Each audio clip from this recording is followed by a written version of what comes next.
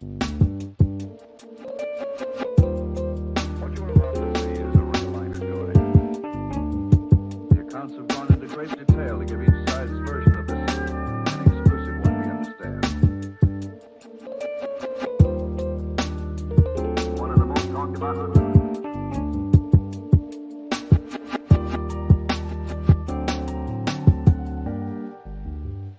Hey, greetings, everyone. How are you? Thank you so much for joining us, Brandon. No, it's my privilege. I appreciated the invite from Dr. Dan. We were just texting back and forth, ushering in the new year here ahead of us, and he mentioned that you were on the podcast. So I'm not out at Skinwalker Ranch. My team is, unfortunate for them. I'm fortunately on Oahu in Hawaii right now to usher in the new year, but would be thrilled to answer any questions and provide perspective. And it's good to be with you guys. What is the purpose of this StreamYard discussion today? Tell me what are you talking about other than trying to figure out the mysteries of the universe? We were just really kind of hanging out doing a year-end review. Very excited to have you here. Obviously, we were going over guests, from the year.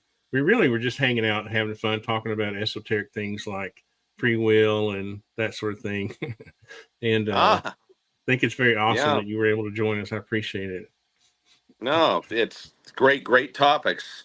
In fact, I think they all tie into the greater universe of topics that connect to consciousness, the nature of our reality, or what we perceive to be our reality and our universe here, and really essentially the rules of engagement that apparently govern what we are experiencing and how we conduct ourselves. That's one of the things that I continually find interesting is confirmation that the nature of reality itself is not what it seems on the surface. It's so much more complex than we would assume. There are other dimensions of reality that I believe are right here alongside ours that have the ability to interact with our reality, and for whatever reason we're at least up until now, we've been left somewhat in the dark,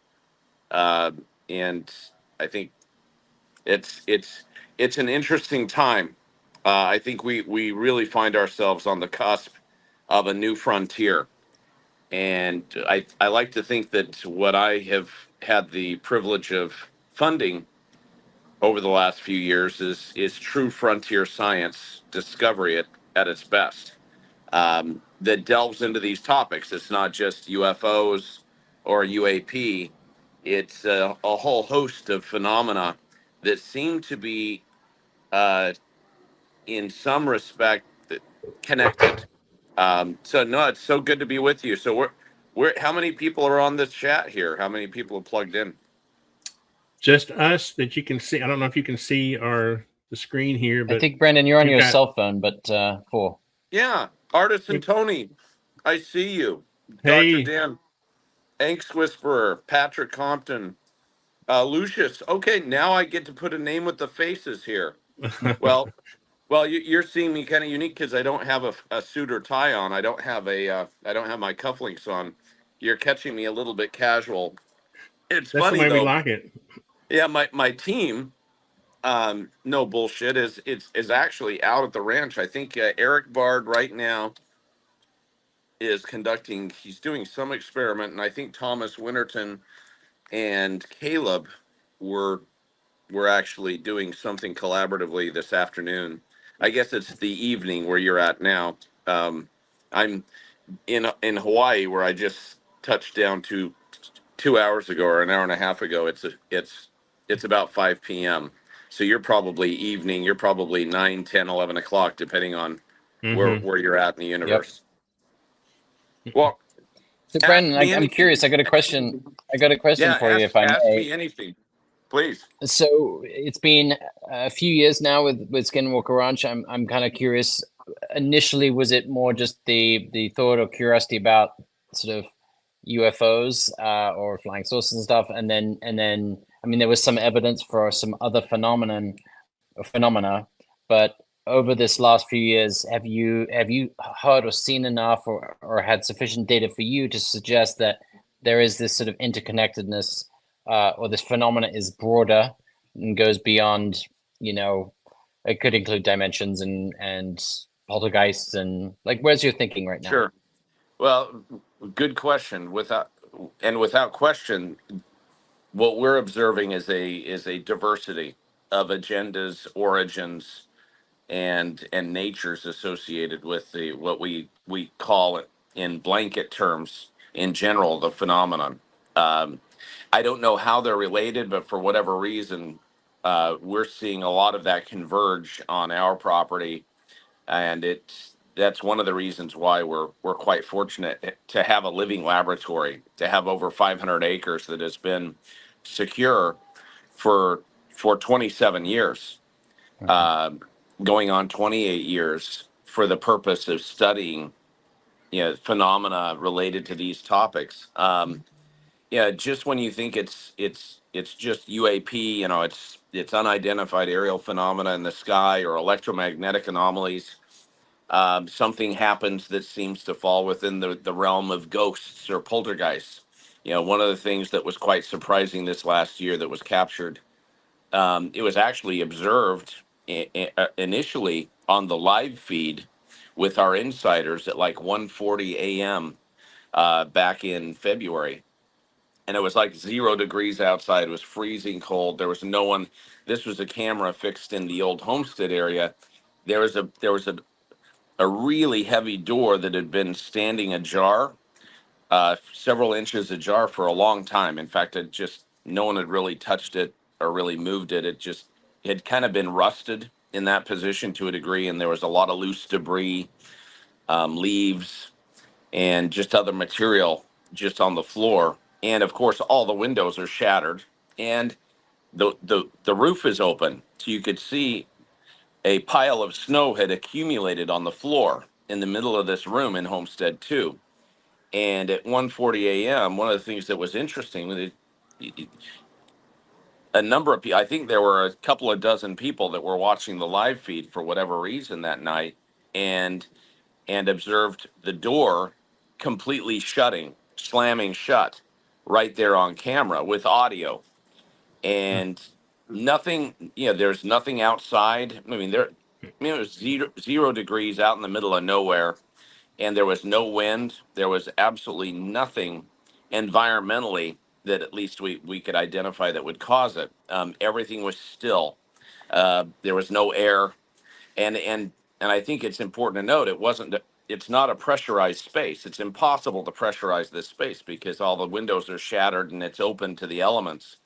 And so it's a classic poltergeist type of incident that doesn't fall easily within the realm of aliens or UFOs, but is tangible. It was a tangible event that was captured on camera. We've heard of these things for years. I mean, there have been reports, the previous owners, the people who predated Bigelow, my predecessor, had reported all sorts of strange activity, doors opening and closing and things being moved around, by some unseen presence or unseen forces.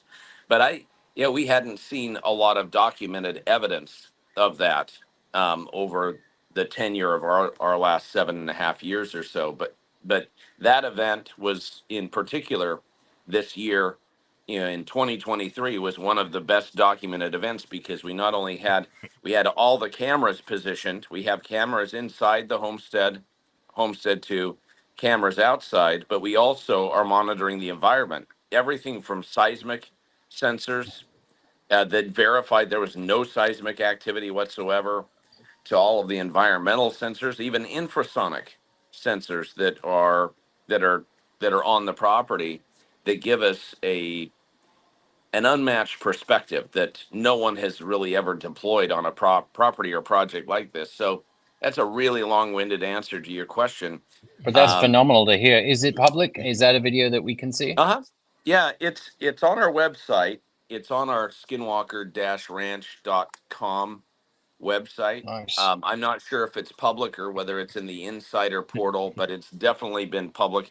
I mean, Yeah. it has not been featured on the docuseries. In fact, when we showed the History Channel, all of the footage and the data associated with that event in particular, with respect to season 5 filming, which essentially took place between June and October of this year. They didn't really show any interest. In fact, this may surprise you. They really try to stay away from anything that is, how do I say this, that is more ghosts, uh, demonic activity or ghost, poltergeist like activity. For whatever reason, they have a bit of a negative attitude about it, and a lot of that I type had of footage gets left on the cutting room floor. I'm so curious. I had this thought. I don't know if it's a theory that History Channel or those types of and History Channels, they're the real deal. They produce great shows, but almost you get footage like that, it takes away, like it's a big boom. It's somewhat confirmation, but it takes away maybe the sort of mystery. So like, or the suspense of almost getting there. Like, why did I Yeah. watch every one of those treasure? The guys up in Canada somewhere searching for that treasure. Season after season, they never freaking get the treasure. But I keep going No. with it because they get little clues, but not too big clues. So I keep watching. But I don't know if that's a strategic thing for them. I don't know. Yeah, I don't know. Yeah. It's a two-edged sword with programs and with networks like the History Channel. On one hand, I'm very thankful that for 3.5, 4 months of the year, we have a resource. We have dozens of the finest production professionals in the world, all mobilized and stationed, and recording, documenting with the best video equipment, the best audio equipment, everything that is happening on a day-to-day basis. I mean, it's pretty unprecedented. I mean, to deploy essentially tens of millions of dollars over the last several years in service to documenting the nature of what is happening is, I have to give credit to the History Channel because I was putting millions in. And I still put 7 figures in, but when the History Channel comes in, the salaries, the cost and expense associated with having dozens of professionals on site, it's not insignificant. And so, on one hand, it's it's great because we have an unprecedented opportunity to document it. On the other hand, it's a bit of a pain in the ass because they They get they've Final got. Cut. Well, I have Final Cut, and I own 50% rights. I have absolute Final Cut of everything, but they have their own style. They have their own editing style, their own editing cues. They like to put the thematic music with all of the footage and the events as they unfold. And so, um, what can I say? It's on one hand, it's irritating. It can be a little bit annoying. On the other hand, it can be quite gratifying to see this documented. I mean, if it were just me and my ragtag team of 6 or 7 people, and it was just my pocketbook, you're sure as hell not going to have 3 drones flying simultaneously all day long, coupled with cameras following everyone and everyone mic'd up during these elaborate experiments. I mean, there's there are trade-offs which I think are worthy, that are worth entering into with all of this stuff. So, um, yeah, it's kind of Sorry to monopolize the questions. If anyone no, else has some. yeah. Oh, that Ask me another. I had a few thoughts. I've been working with Dr. Jim Segala. I believe you might be familiar with him. He was Oh, one of the of scientists on course, season 1. of course. Yeah, I hired him. Yeah, in fact, Jim was involved with us for years before the History Channel. Believe it or not, do you know that he was out there collaborating with us for several years before I even agreed to have television cameras come out? In fact, Dr. Segala accompanied us to briefings to Washington, D.C. in 2018 to present many of our findings and what we had been documenting between 2016 and 2018 under my stewardship. So I didn't mean to hijack your question, but yeah, I love Dr. Segala. Jim Segala is a good man. And Yeah, I think he's absolutely awesome, and I've been working with him to help get the MooPass device out to the general public in order for Yeah. them to also be able to measure, you know, the fluctuations like you mentioned earlier, like seismic, acoustic, things of that nature. So you guys also have accelerometer data out there as well, so gravitational fluctuations. But the Right. main question that I actually have for you, you mentioned the concept of dimensions. In my understanding, there's dimensions that are bigger than our universal experience. There's dimensions that you could say are smaller, and so that could somewhat be those parallel dimensions. How many on the Skinwalker Ranch? How many different dimensions would you say that you've been interacting with? I know that, so like you could say that UFOs are coming from one, poltergeist activity maybe from another. Have you guys? Yeah, I gone would into that at all? if I based on the data, based on a purely data-driven cataloged approach during the course of the last 7.5 years that I've owned the property and have had my independent team there, I would say that there are probably a dozen. If I had to pull a number out of the air, it'd be a dozen different agendas and origins. Some of the agendas are malevolent, are very negative. Some are actually positive, and some are actually quite benign and probably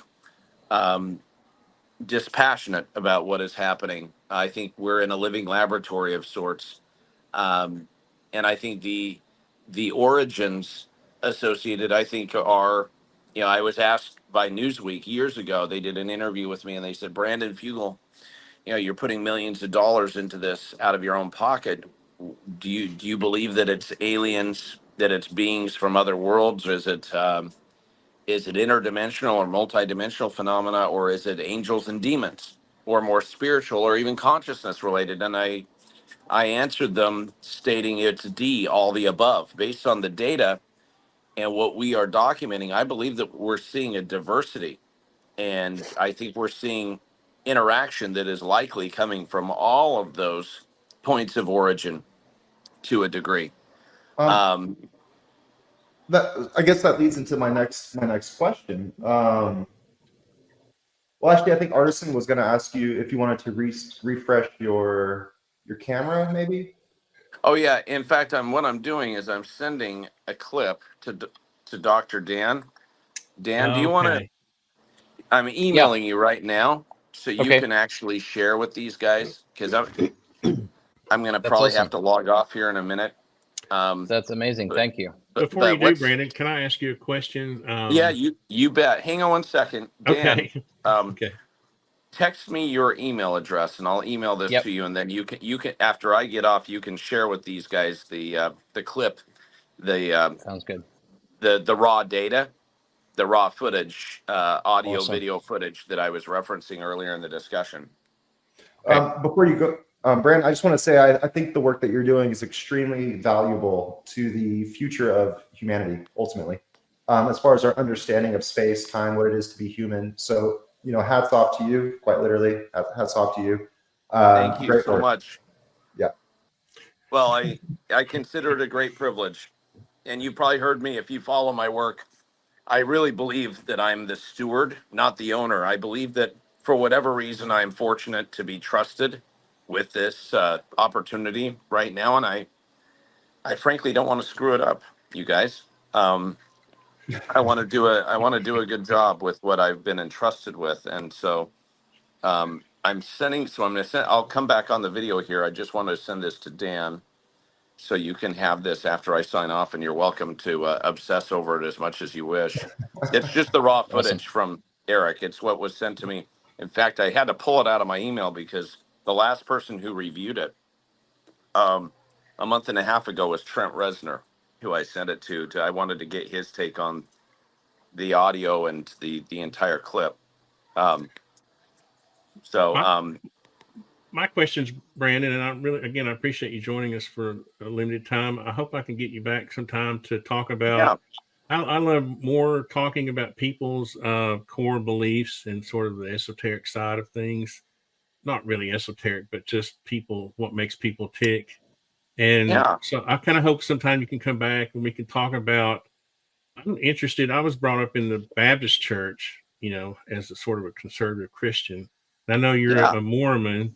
And one thing I've always been interested in is the sort of esoteric side of Mormonism. And I don't know if that's something you want to talk Oh, about, but absolutely, those are the kind of absolutely. things I love. I'd love to find out kind of what makes you tick. I also want to, I'm a design and build contractor, so I want to talk to you about business, the business side of your life and that kind of thing. And I think you could be an inspiration, honestly, to young entrepreneurs. Those types of subjects are what I'd love to talk to you about if you could come back sometime. Yeah, you bet. Well, I'd love to address all those topics. In fact, you're touching on things that I really enjoy discussing and exploring. I was raised in the Church of Jesus Christ of Latter-day Saints. In fact, I served my mission here in Hawaii. This is a special place to me because I spent 2 years preaching the gospel of Jesus Christ here and performing service. I mean, we got hit with Hurricane Iniki back in 1992, and it just destroyed sections of Hawaii. And a lot of my mission was spent helping people clean up and doing service projects, and not necessarily being in their face about Christianity, just serving other people. And the one thing that I really have come to love in retrospect about my faith and how it informs my worldview to a degree is the fact that I was raised to believe that there are worlds without number, that we're not alone in the universe, and that we are truly part of a divinely constructed, intelligently designed reality. That there is a higher power, there is a force that is, and I don't understand the mechanism how this is possible, but there is a higher power, a creator that is personally engaged and aware of us on an individual level. And and this whole experience that we're having to a degree, which we called, when I was a missionary, we called it the plan of salvation. um, is essentially a time to become better, to learn through our mistakes, through this whole human experience. And I don't think there are any coincidences. I don't even believe that all of us being able to speak for a few minutes here is. I don't believe it's a coincidence that I happen to be texting Dr. Dan um, just randomly. I mean, we just got landed in the hotel, and the funny thing is, we haven't talked for a while. Our lives have been really busy, but I felt this is going to sound a little bit woo, so forgive me. But I felt prompted to reach out and to say hello. His name came to my mind, and I was hoping that he and his family have been doing well here as we've been getting through the holidays. But it was kind of funny that when I reached out to him and he and I had this exchange, that you were commencing this conference, this discussion tonight. And I chalk it up to fun synchronicities. I actually think that there is a plan. There's an interconnectedness to all of this, and there's a divine nature. I think it's up to us not to screw it up. It's up to us to keep our intentions pure and to be open to being led and being directed and guided. Now, that isn't to say all influences are positive, because I think that for, we all know that, for every positive, there's a negative. There are adversarial forces at work just as much as there are positive forces. And I think being able to discern and have a spirit of discernment about you, so you can differentiate between what is truth, what is positive and that which would be negative, or a counterproductive distraction, to put it mildly, I think is one of the great challenges of this existence that we have. So anyhow, I find all of this really inspiring.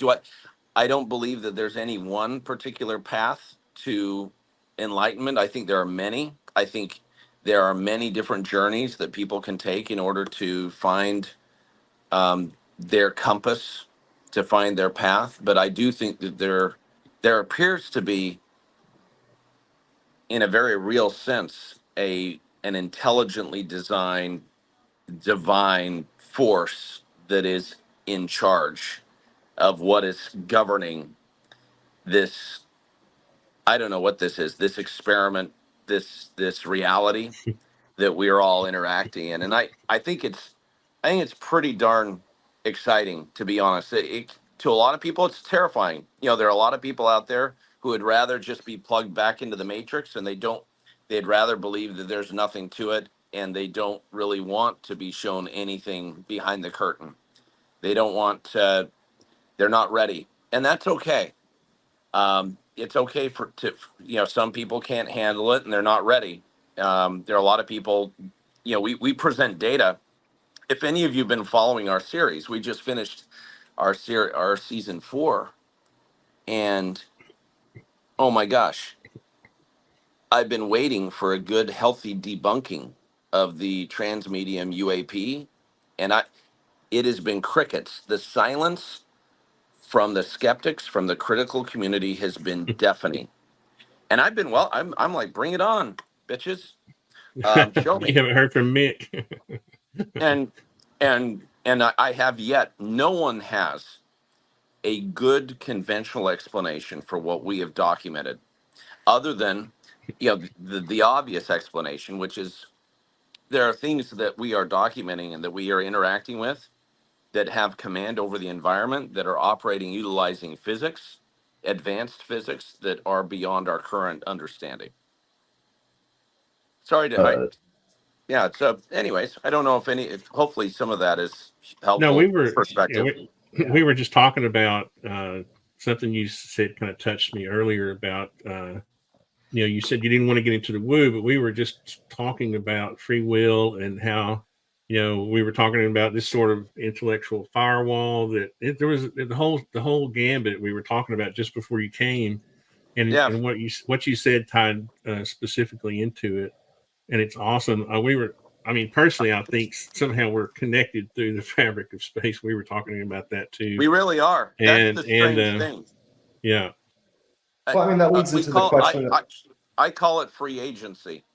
There are different labels, different ways of defining it, but I think we have our agency, and I think we have the ability to impact our environment. I think we underestimate the power of our consciousness, and the ability for our consciousness to essentially influence the events around us in ways that, frankly, a lot of people would I think characterize as paranormal, but I would characterize them as not as paranormal. It's just it's tapping into an energetic force that we don't quite understand, that we're still in our infancy in understanding the nature of. I think people thousands of years ago, to a degree, I think there have been civilizations, ancestors that had some of this figured out, but they end up killing each other, or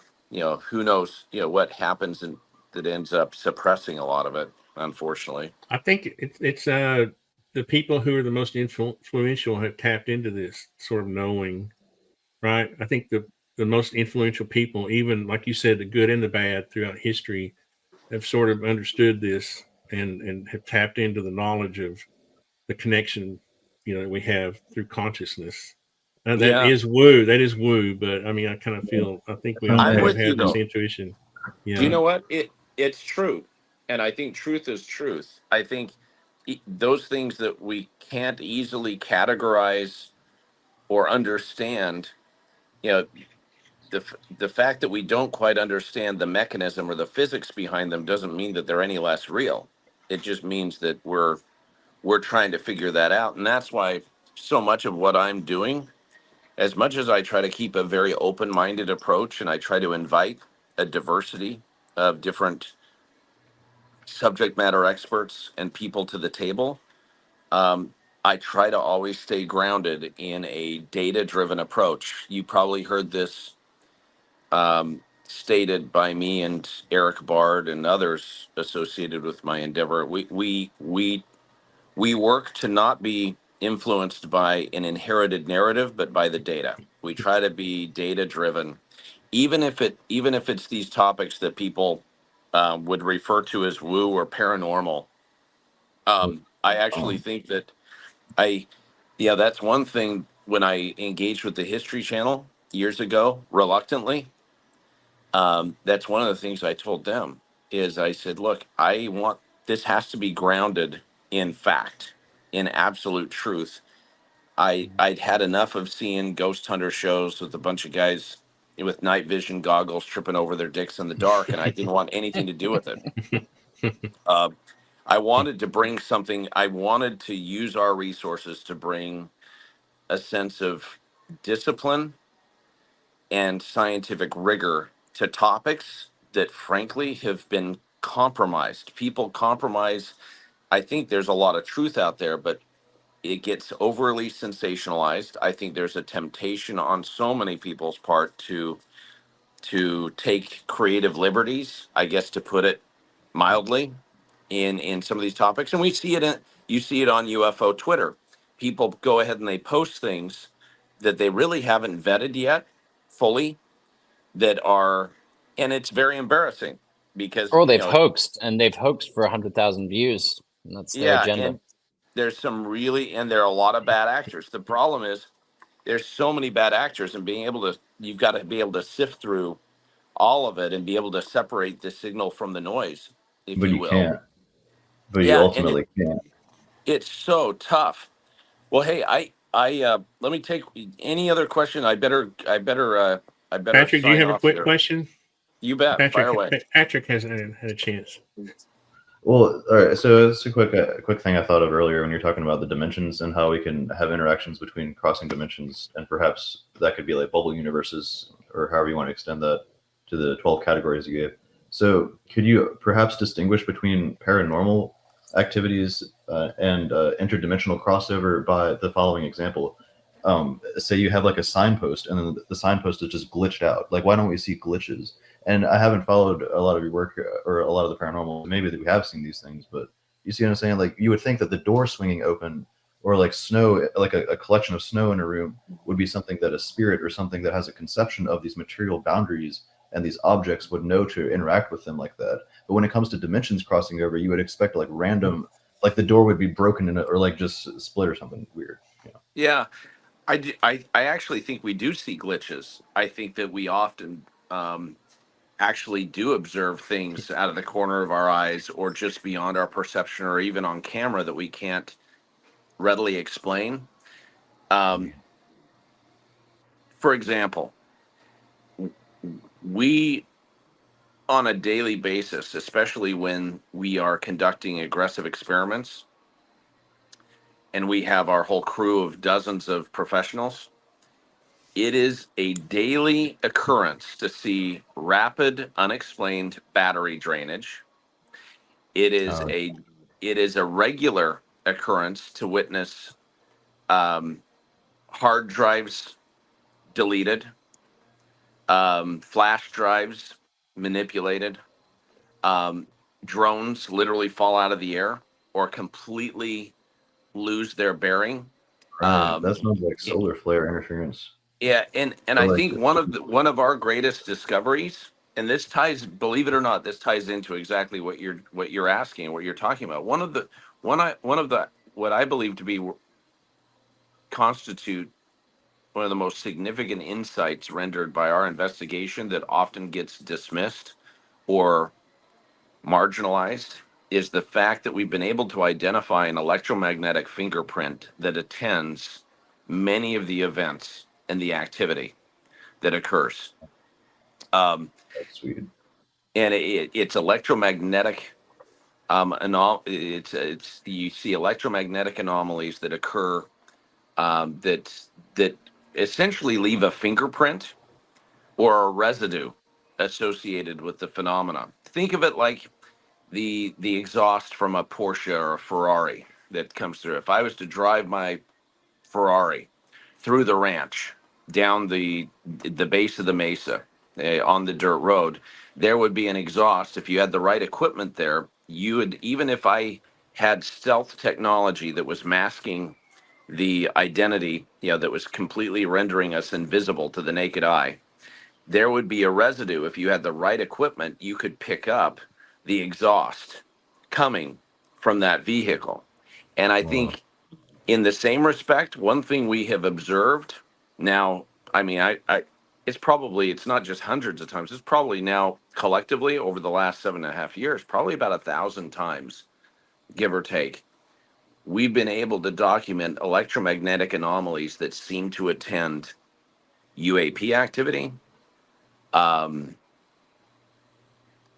that seem to attend the GPS anomalies, and a lot of the electromagnetic the equipment malfunctions, which I think is a strong indication that there's interdimensional or otherworldly interaction.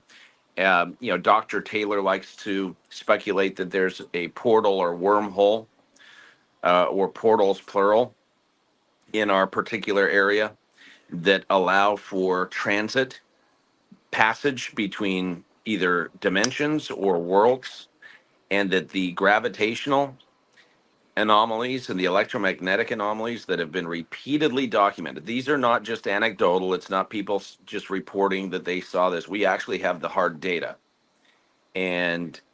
and it points to something. There is definitely a mechanism at play that impacts the environment. And guess what? It seems to and that's when I say that for some reason it appears that a lot of this phenomena is interrelated, even though I believe it's coming from different origins and agendas.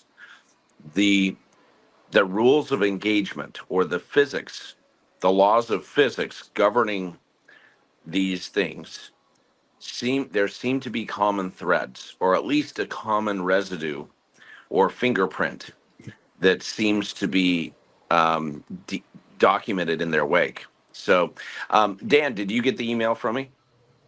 I did. Yep. Thank you. Hey, you're Brandon, welcome to share. Brandon, just real quick, are you speaking about the 1.61 gigahertz?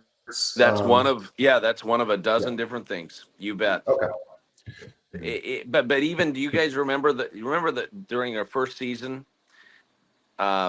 the first season of my docu-series, when Eric Bard brought out that neodymium magnet, that huge, powerful magnet, and was able to replicate the smartphone malfunctions on a dime repeatedly, that actually matched up with other events that had occurred. He was able to actually simulate it, but it took actually positioning an extremely powerful magnet within extremely close proximity to these devices.